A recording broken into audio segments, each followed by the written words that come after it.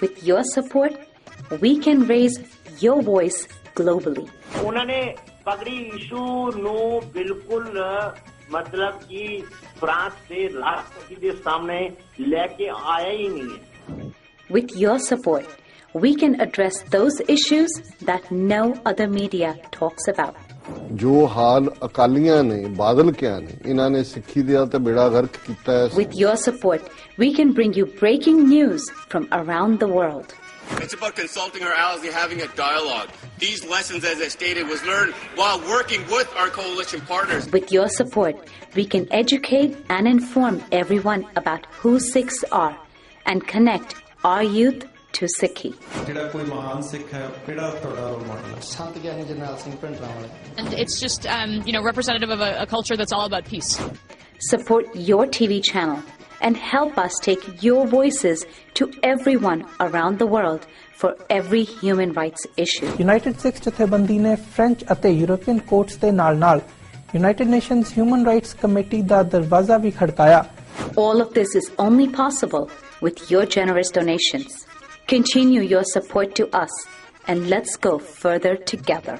To donate today, please log on to our website www.tv84.tv and donate via PayPal on our website, or you can mail us your donations to TV84 36-01 37th Avenue, Long Island City, New York 11101.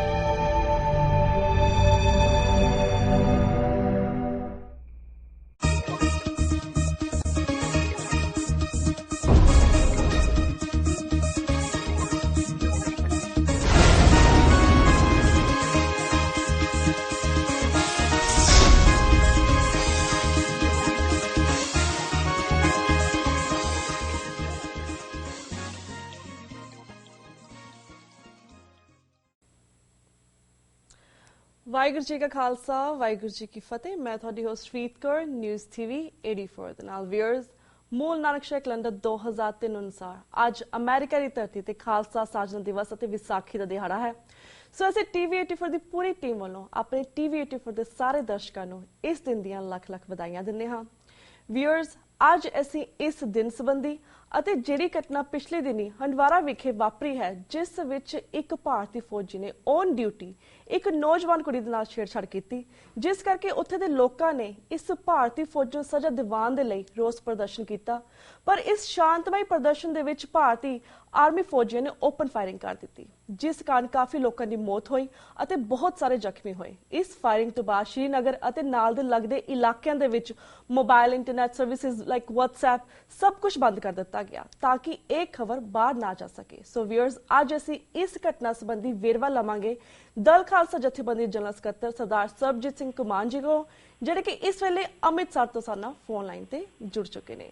ਜੀ ਵੀਰ ਜੀ, ਵਾਹਿਗੁਰੂ ਜੀ ਕਾ ਖਾਲਸਾ ਵਾਹਿਗੁਰੂ ਜੀ ਕੀ ਫਤਿਹ।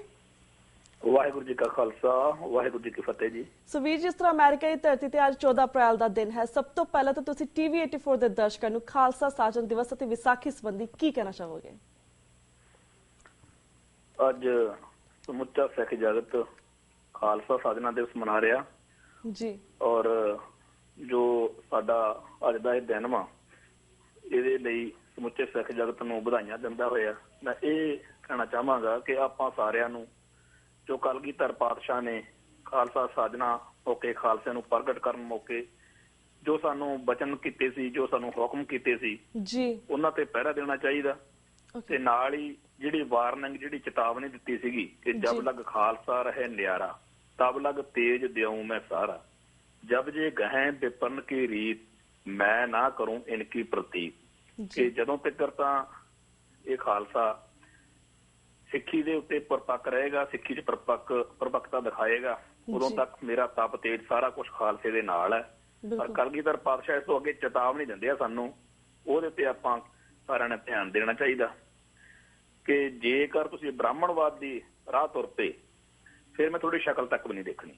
ਤੋਂ ਅੱਜ ਜਦੋਂ ਅਸੀਂ ਖਾਲਸਾ ਸਾਧਨਾ ਦਿਵਸ ਮਨਾ ਰਹੇ ਹਾਂ, ਸਾਨੂੰ ਆਪਣੇ ਘਰਾਂ 'ਚ, ਦਫ਼ਤਰਾਂ 'ਚ, ਮਹਿਫਲਾਂ 'ਚ, ਜਿੱਥੇ ਵੀ ਅਸੀਂ 4 ਜਣੇ ਬੈਠੀਏ, ਗੁਰਦੁਆਰਿਆਂ 'ਚ ਜਾਂ ਹੋਰ ਸਭਾ ਸੁਸਾਇਟੀਆਂ 'ਚ, ਜਿੱਥੇ ਸਾਨੂੰ ਖਾਲਸਾ ਸਾਧਨਾ ਦਿਵਸ ਮੌਕੇ ਜੋ ਸਾਨੂੰ ਹੁਕਮ ਕੀਤੇ ਆ ਕਲਗੀਧਰ ਪਾਤਸ਼ਾਹ ਨੇ, ਉਹਨਾਂ ਦੀ ਗੱਲ ਕਰਨੀ ਚਾਹੀਦੀ ਹੈ। ਨਾਲ ਦੀ ਨਾਲ ਇਹ ਵੀ ਗੱਲ ਜ਼ਰੂਰ ਸਾਨੂੰ ਧਿਆਨ 'ਚ ਲਾਉਣੀ ਚਾਹੀਦੀ ਹੈ ਕਿ ਇਹਨਾਂ ਤੇ ਅਸੀਂ ਦ੍ਰਿੜਤਾ ਨਾਲ ਪਹਿਰਾ ਦੇਣਾ ਹੈ। ਬਿਲਕੁਲ ਬਿਲਕੁਲ ਵੀਰ ਜੀ ਸੋ ਵੀਰ ਜੀ, ਇਹ ਤਾਂ ਆਪ ਖਾਲਸਾ ਸਾਜਨਾ ਦਿਵਸ ਸੰਬੰਧੀ ਗੱਲਬਾਤ ਕੀਤੀ, ਪਰ ਜਿਸ ਤਰ੍ਹਾਂ ਹੁਣ ਅਸੀਂ ਬਾਕੀ ਮੁੱਦੇ ਦੇ ਉੱਪਰ ਵੀ ਤੁਹਾਡੇ ਵਿਚਾਰ ਲੈਣਾ ਚਾਹਾਂਗੇ, ਤੁਹਾਡੇ ਕੋਲ ਜਾਣਨਾ ਚਾਹਾਂਗੇ। ਜਿਸ ਤਰ੍ਹਾਂ ਸਭ ਤੋਂ ਪਹਿਲਾਂ ਸ਼ੁਰੂ ਕਰਦੇ ਹਾਂ, ਇਹ ਜਿਹੜੀ ਘਟਨਾ ਹੰਡਵਾਰਾ ਵਿਖੇ ਵਾਪਰੀ ਹੈ, ਜਿਸ ਸੰਬੰਧੀ ਕੁਝ ਜ਼ਿਆਦਾ ਨਿਊਜ਼ ਸਾਹਮਣੇ ਨਹੀਂ ਆਈਆਂ, ਕਾਫੀ ਕਵਰ ਅਪ ਕੀਤਾ ਗਿਆ, ਇਵਨ ਸੋਸ਼ਲ ਮੀਡੀਆ ਦੇ ਵਿੱਚ ਜਾਂ ਨਿਊਜ਼ ਪੇਪਰ ਦੇ ਵਿੱਚ ਵੀ ਇਸ ਘਟਨਾ ਸੰਬੰਧੀ ਕੁਝ ਜ਼ਿਆਦਾ ਸਾਹਮਣੇ ਨਹੀਂ ਆਇਆ। ਇਹ ਜਿਹੜੀ ਘਟਨਾ ਵਾਪਰੀ ਹੈ ਉੱਥੇ ਅਸੀਂ ਚਾਹਾਂਗੇ ਸਾਰੇ TV 84 ਦੇ ਦਰਸ਼ਕਾਂ ਨੂੰ, ਜਿਹੜੇ ਬਾਹਰ ਦੇ ਦਰਸ਼ਕ ਨੇ, ਉਹਨਾਂ ਨੂੰ ਵੇਰਵੇ ਸਹਿਤ ਜਾਣਕਾਰੀ ਦਿਓ ਕਿ ਉੱਥੇ ਐਕਚੁਅਲੀ ਵਾਪਰਿਆ ਕੀ।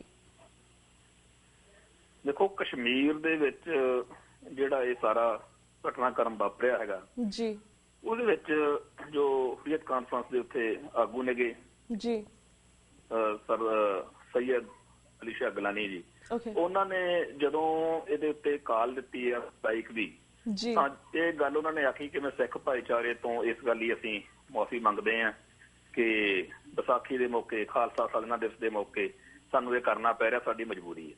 ਇਹ ਗੱਲ ਸਾਡੇ ਉਦੋਂ ਧਿਆਨ ਦੇ ਵਿੱਚ ਆਈ ਵੀ ਹੋਇਆ ਕਿ ਉਹ ਸਾਰੀ ਗੱਲ ਦੇਖੀ ਤਾਂ ਪਤਾ ਲੱਗਿਆ ਕਿ ਸ਼੍ਰੀਨਗਰ 'ਚ, ਕੁਪਵਾੜਾ, ਬਾਰਾਮੂਲਾ, ਬਾਂਦੀਪੋਰਾ, ਗਾਂਦਰਬਲ, ਇਹ ਜਿਹੜੇ ਸਾਰੇ ਜ਼ਿਲ੍ਹੇ ਨੇ, ਇਹਨਾਂ ਜ਼ਿਲ੍ਹਿਆਂ 'ਚ ਮੋਬਾਈਲ ਇੰਟਰਨੈਟ ਸਰਵਿਸ ਬਿਲਕੁਲ ਬੰਦ ਨੇ ਤੇ ਕੋਈ ਵੀ ਗੱਲ ਉੱਥੋਂ ਬਾਹਰ ਨਹੀਂ ਆ ਰਹੀ।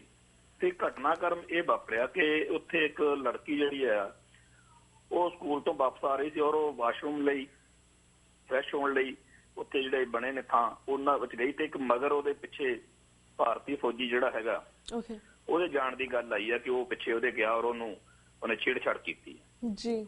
ਹੁਣ ਬੇਸ਼ੱਕ ਦੀ ਇਹ ਬਾਅਦ ਵਿੱਚ ਗੱਲ ਤੇ ਪੋਚਾਪਾਚੀ ਕਰ ਰਹੇ ਨੇ, ਪਰ ਜਦੋਂ ਇਹ ਗੱਲ ਸਾਹਮਣੇ ਆਈ ਤਾਂ ਜਿਹੜਾ ਰਵੱਈਆ ਇਹਨਾਂ ਦਾ ਸੀ, ਜਦੋਂ ਲੋਕਾਂ ਨੇ ਰਿਐਕਟ ਕੀਤਾ ਕਿ ਇਹ ਗਲਤ ਹੋਇਆ ਹੈ, ਕਿਉਂ ਏਦਾਂ ਕੀਤਾ ਗਿਆ, ਕੁੜੀ ਦੇ ਮਗਰ ਕਿਉਂ ਗਿਆ, ਬਿਲਕੁਲ ਜੀ, ਤਾਂ ਜਿਹੜਾ ਇਹਨਾਂ ਦਾ ਹੈਂਕੜਬਾਜ਼ ਰਵੱਈਆ ਕਿ ਅਸੀਂ ਕਿਸੇ ਨੂੰ ਕੀ ਸਮਝਦੇ ਹਾਂ, ਕਿਉਂਕਿ ਉੱਥੇ ਇਹਨਾਂ ਨੇ ਜੋ ਕੁਛ ਸਪੋਰ ਦੇ ਵਿੱਚ ਪਹਿਲਾਂ ਕੀਤਾ, 2 ਬੱਚੀਆਂ ਨਾਲ ਰੇਪ ਕਰਕੇ ਉਹਨਾਂ ਦੀਆਂ ਡੈਡ ਬੋਡੀਜ਼ ਦਰਿਆ 'ਚ ਸੁੱਟੀਆਂ ਸੀਗੀਆਂ, ਹੋਰ ਬੜਾ ਕੁਛ ਇਹ ਕਰਦੇ ਨੇ। ਇਹਨਾਂ ਦੀ ਇੱਕ ਭਾਰਤੀ ਫੌਜੀਆਂ ਦੀ ਬੜੀ ਇੱਕ ਉੱਥੇ ਇਹ ਬਣਿਆ ਹੋਇਆ ਕਿ ਅਸੀਂ ਜੋ ਮਰਜ਼ੀ ਚਾਹੀਏ, ਜਿਹਦੇ ਮਰਜ਼ੀ ਗੋਲੀ ਮਾਰ ਦਈਏ, ਜਦੋਂ ਜੀ ਚਾਹੀਏ ਛੇੜਛਾੜ ਕਰ ਲਈਏ।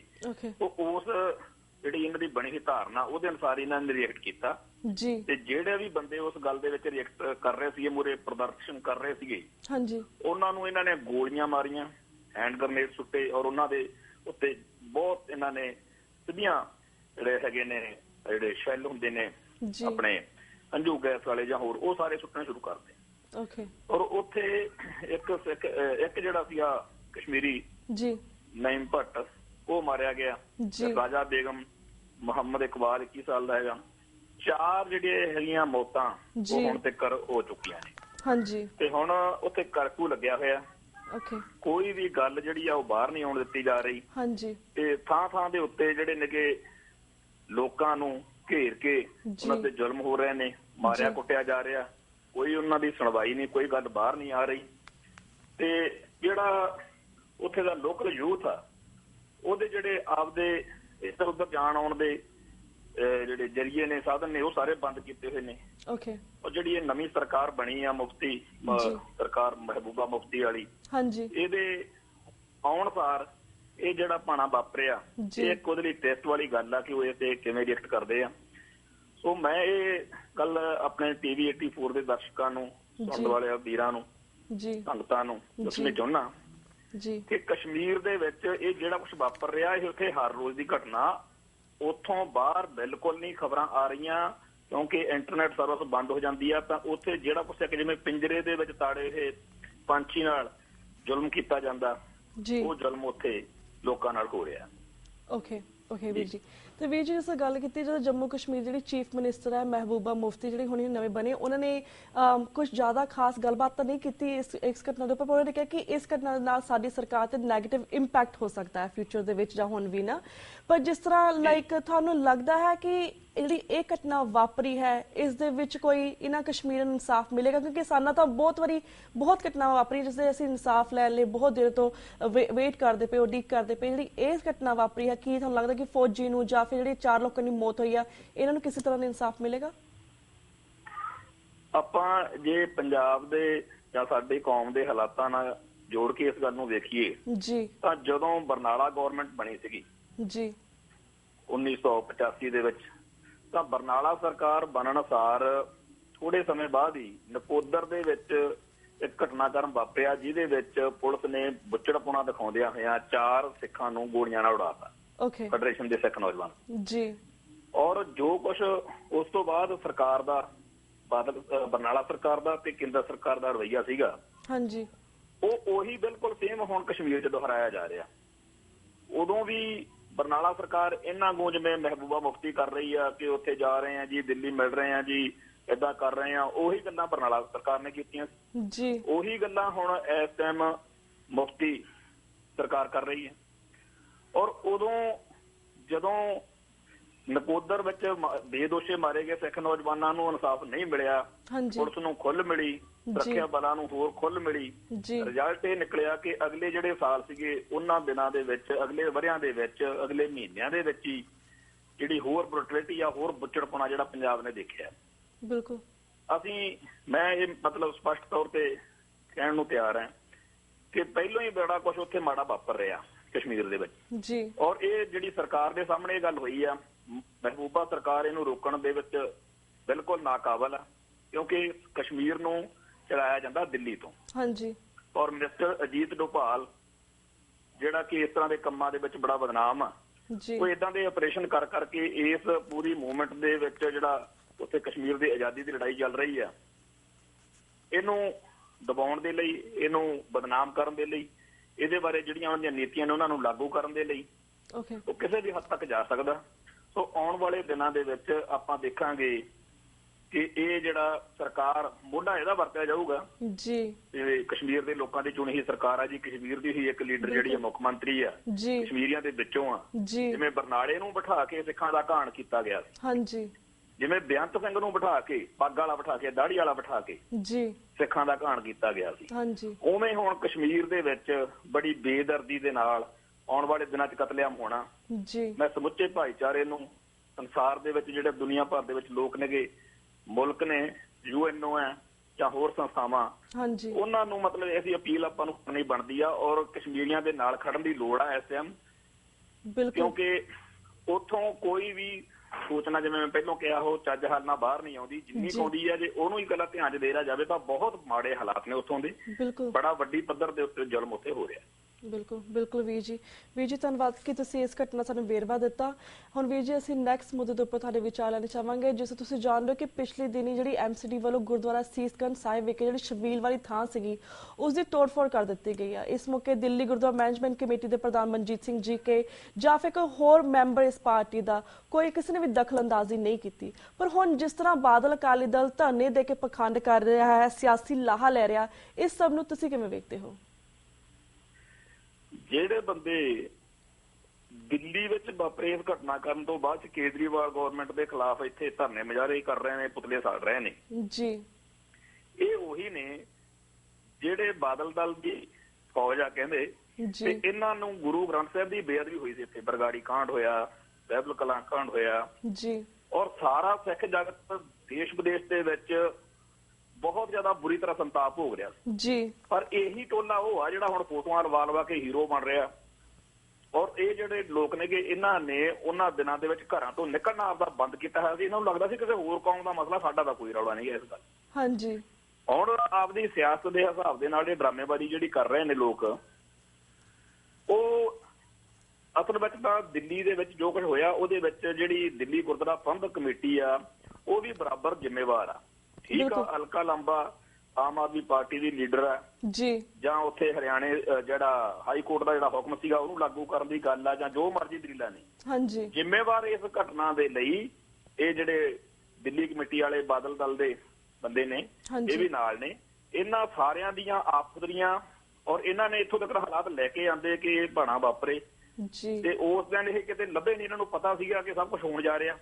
ਬਿਲਕੁਲ। ਤੇ ਦਿੱਲੀ ਦੀਆਂ ਆਮ ਸਿੱਖ ਸੰਗਤਾਂ ਜਿਹੜੀਆਂ ਨੇ ਉਹ ਇਹ ਮੀਡੀਆ ਦੇ ਰਾਹੀਂ ਜਾਂ ਆਪਦੇ ਡਰਾਮੇਬਾਜ਼ੀ ਰਾਹੀਂ ਜੋ ਮਰਜ਼ੀ ਪ੍ਰਭਾਵ ਬਣਾਉਣਾ ਚਾਹਣ, ਪਰ ਉੱਥੋਂ ਦੀ ਆਮ ਲੋਕਲ ਸਿੱਖ ਸੰਗਤ ਨੂੰ ਕੋਈ ਗੱਲ ਲੁਕੀ ਛਿਪੀ ਨਹੀਂ। ਇਸੇ ਕਰਕੇ ਮਨਿੰਦਰ ਸਿੰਘ ਸਰਸੇ ਹੁਣੀ ਅੰਦਰ ਨੂੰ ਉੱਥੇ ਲੁਕ ਭੱਜਦੇ ਸੀਗੇ ਤੇ ਸੰਗਤ ਜਿਹੜੀਆਂ ਦੀਆਂ ਵੀਡੀਓਜ਼ ਸੋਸ਼ਲ ਮੀਡੀਆ ਤੇ ਦੇਖੀਆਂ ਤੁਸੀਂ ਸਾਰਿਆਂ ਨੇ ਜੀ, ਇਹਨਾਂ ਦੇ ਦੁਆਲੇ ਹੋਈ ਆ ਸੰਗਤ। ਇਸੇ ਕਰਕੇ ਹੋਈ ਆ ਕਿਉਂਕਿ ਉਹਨਾਂ ਨੂੰ ਪਤਾ ਸ਼ਰੇਆਮ ਝੂਠ ਬੋਲ ਰਹੇ ਨੇ। ਬਿਲਕੁਲ। ਔਰ ਇਹ ਜਿਹੜੀ ਜਗ੍ਹਾ ਜੀ, ਉਹ ਗੁਰੂ ਕਲਗੀਧਰ ਪਾਤਸ਼ਾਹ ਦੇ ਇਤਿਹਾਸ ਦੇ ਵਿੱਚ, ਸਿੱਖ ਇਤਿਹਾਸ ਦੇ ਵਿੱਚ ਜਿਹੜਾ ਸਾਡਾ ਸਾਰਾ ਦੇਣ ਆ, ਜਿਹਦੇ ਬਾਰੇ ਆਪਾਂ ਬਾਬਾ ਬੁੱਲੇ ਸ਼ਾਹ ਦੀਆਂ ਲਾਈਨਾਂ ਪੜ੍ਹਦੇ ਆ, ਹਾਂਜੀ, ਕਿ ਨਾ ਬਾਤ ਕਰੂੰ ਅਬ ਕੀ, ਨਾ ਬਾਤ ਕਰੂੰ ਤਬ ਕੀ, ਅਗਰ ਨਾ ਹੋਤੇ ਗੁਰੂ ਗੋਬਿੰਦ ਸਿੰਘ ਤੋਂ ਸੁਨਨਤ ਹੋਤੀ ਸਭ ਕੀ।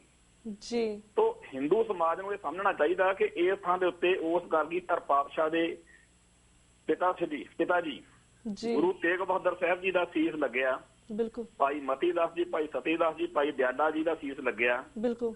ਔਰ ਉਸ ਧਰਤੀ ਦੇ ਉੱਤੇ ਇੱਕ ਇਤਿਹਾਸ ਸਿਰਜਿਆ ਗਿਆ ਜੀ, ਕਿ ਅਸੀਂ ਕੇਵਲ ਉਹਨਾਂ ਕਦਰਾਂ ਕੀਮਤਾਂ, ਉਹਨਾਂ ਧਾਰਮਿਕ ਨਿਯਮਾਂ ਲਈ ਨਹੀਂ, ਸਿੱਖ ਤਾਂ ਉਸ ਚੀਜ਼ ਲਈ ਵੀ ਆਪਦੀ ਜਾਨ ਦੇ ਸਕਦਾ ਹੈ ਜਿਹਨੂੰ ਉਹਦਾ ਦਿਲ ਭਾਵੇਂ ਨਹੀਂ ਮੰਨਦਾ। ਤਿਲਕ, ਜਨੇਊ ਜਾਂ ਹੋਰ ਚੀਜ਼ਾਂ ਜਿਹੜੀਆਂ ਸੀ ਉਹ ਹਿੰਦੂਆਂ ਦੀਆਂ ਖਤਰੇ ਸੀ ਉਸ ਟਾਈਮ। ਜੀ, ਤੇ ਅੱਜ ਹਿੰਦੂ ਸਮਾਜ ਜਿਹੜਾ ਹੈਗਾ ਬਿਲਕੁਲ ਕਿਤੇ ਦਿਖ ਨਹੀਂ ਰਿਹਾ ਹੈਗਾ। ਹਾਂਜੀ, ਉਹਨਾਂ ਦੀ ਜ਼ਿੰਮੇਵਾਰੀ ਬਣਦੀ ਆ ਇੱਕ ਵੀ ਹਿੰਦੂ ਆਗੂ, ਇੱਕ ਵੀ ਹਿੰਦੂ ਜਥੇਬੰਦੀ ਇਸ ਮੌਕੇ ਉੱਤੇ ਇਹ ਕਹਿਣ ਲਈ ਸਾਹਮਣੇ ਨਹੀਂ ਆਈ ਕਿ ਭਾਈ ਮਤੀ ਦਾਸ ਜੀ ਦੀ ਜਾਂ ਭਾਈ ਸਤੀ ਦਾਸ ਜੀ ਦੀ ਜਾਂ ਭਾਈ ਦਿਆਲਾ ਜੀ ਦੀ ਜਿਹੜੀ ਇਹ ਬਣੀ ਹੋਈ ਯਾਦ ਆ, ਇਹਨੂੰ ਕਿਉਂ ਢਾਇਆ ਜਾ ਰਿਹਾ। ਪਿੱਛੇ ਜੇ RSS ਵਾਲਿਆਂ ਨੇ ਇੱਕ ਬੜਾ ਕੈਲੰਡਰ ਜਿਹਾ ਛਾਪ ਕੇ ਵੰਡਿਆ ਸੀਗਾ ਕਿ ਜੀ ਭਾਈ ਮਤੀ ਦਾਸ ਜੀ ਤਾਂ ਬ੍ਰਾਹਮਣ ਸਮਾਜ ਚੋਂ ਨੇ, ਅਸੀਂ ਏਦਾਂ ਓਦਾਂ ਕਰਾਂਗੇ, ਸ਼ਰਮਾ ਜੀ ਨੇ।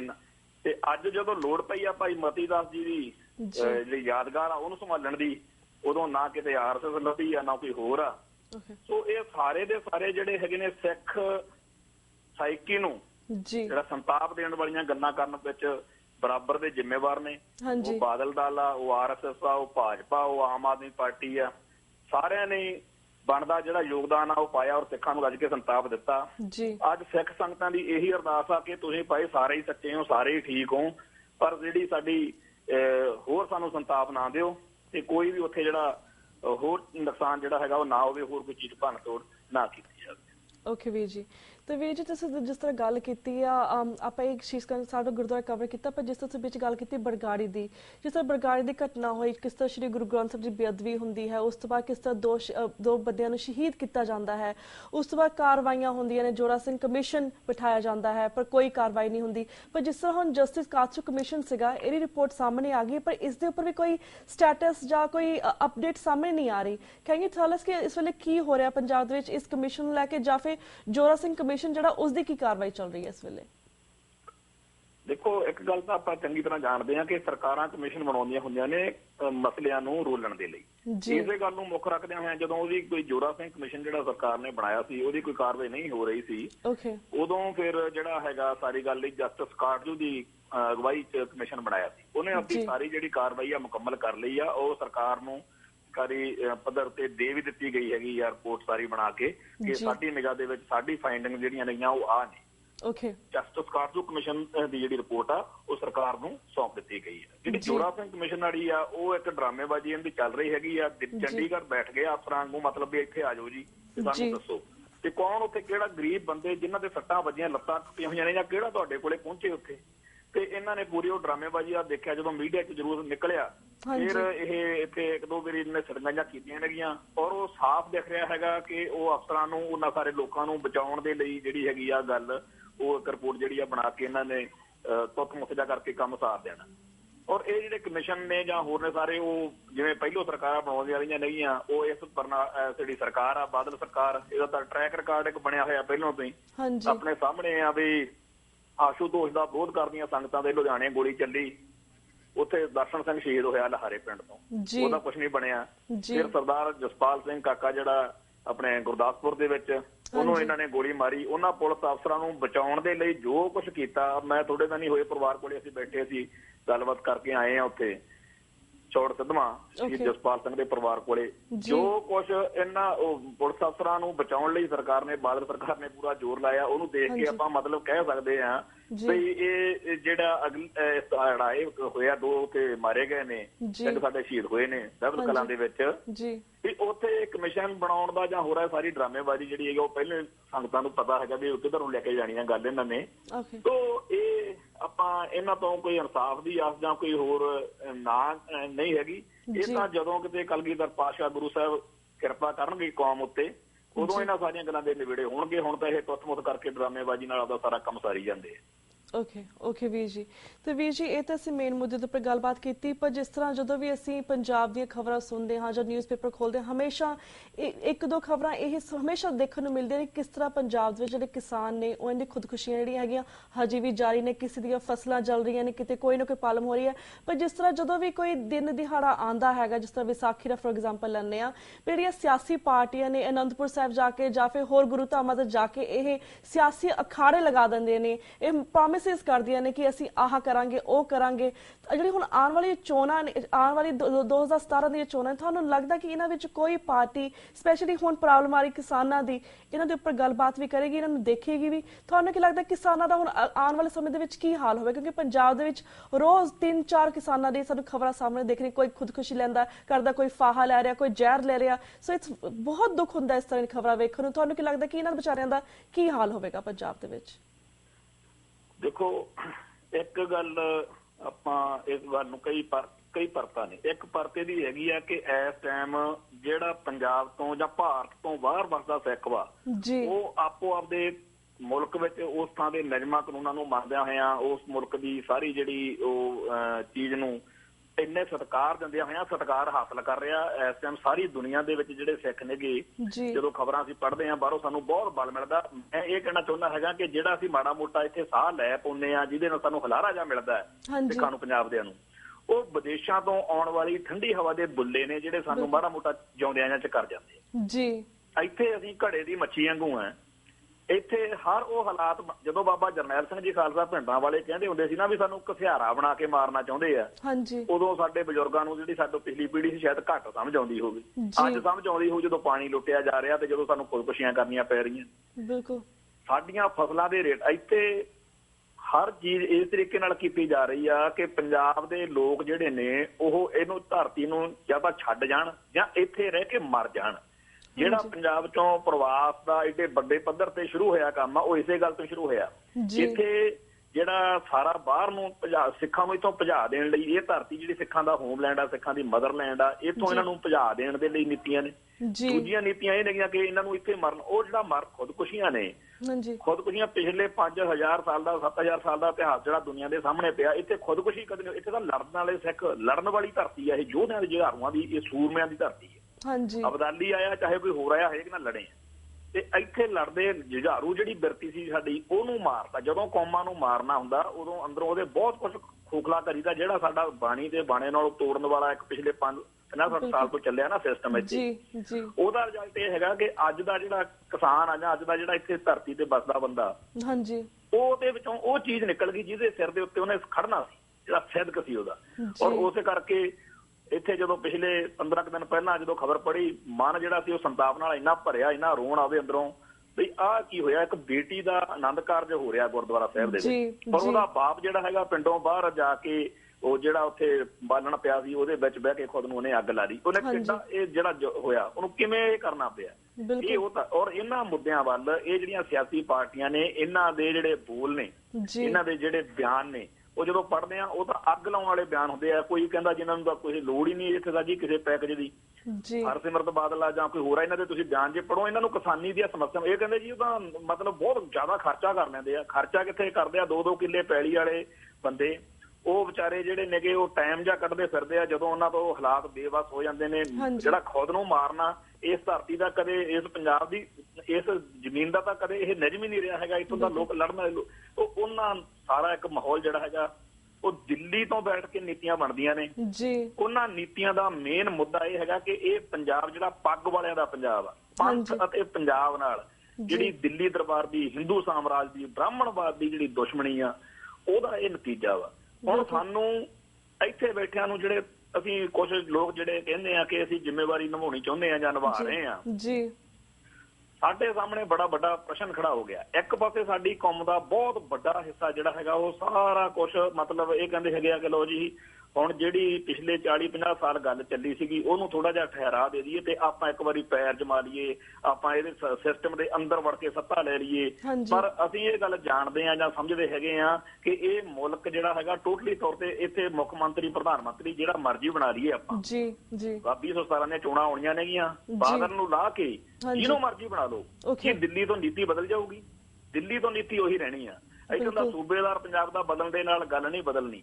ਸਾਨੂੰ ਜਿਹੜਾ ਹੈਗਾ ਵਿਦੇਸ਼ਾਂ 'ਚ ਬੈਠੇ ਭਾਈਚਾਰੇ ਦੀ ਔਰ ਇੱਥੇ ਬੈਠੇ ਪੰਜਾਬ ਦੇ ਜਿਹੜੇ ਜਾਗਰਤ ਸਿੱਖ ਨੇ ਉਹਨਾਂ ਨੂੰ ਨਾਲ ਲੈ ਕੇ ਕੋਈ ਇਹੋ ਜਿਹਾ ਮਾਡਲ, ਕੋਈ ਇਹੋ ਜਿਹੀ ਚੀਜ਼ ਬਣਾਉਣੀ ਪਊਗੀ ਜਿਵੇਂ ਆਪਾਂ ਯਹੂਦੀਆਂ ਦੀ ਗੱਲ ਉਦਾਹਰਨ ਸਾਰੇ ਦਿੰਨੇ ਆ ਤਾਂ ਆਪਾਂ ਬਚ ਪਾਵਾਂਗੇ। ਨਹੀਂ ਤਾਂ ਜਿਹੋ ਜਿਹੇ ਸਾਡੇ ਹਾਲਾਤ ਬਣਦੇ ਜਾ ਰਹੇ ਆ, ਖੁਦਕੁਸ਼ੀਆਂ ਦੀ ਗੱਲ ਇੱਕ ਪਾਸੇ, ਇਹ ਪੰਜਾਬ ਦੀ ਧਰਤੀ ਤੋਂ ਸਿੱਖੀ ਅਤੇ ਸਿੱਖਾਂ ਨੂੰ ਸਦਾ ਲਈ ਮਲੀਆ ਮੇਟ ਕਰਨ ਦੀ ਨੀਤੀ ਆ। ਇਹਨੂੰ ਸਮਝ ਕੇ ਫੇਰ ਆਪਦੀ ਜਿਹੜੀ ਰਣਨੀਤੀ ਆ ਸਾਨੂੰ ਬਣਾਉਣੀ ਚਾਹੀਦੀ ਆ।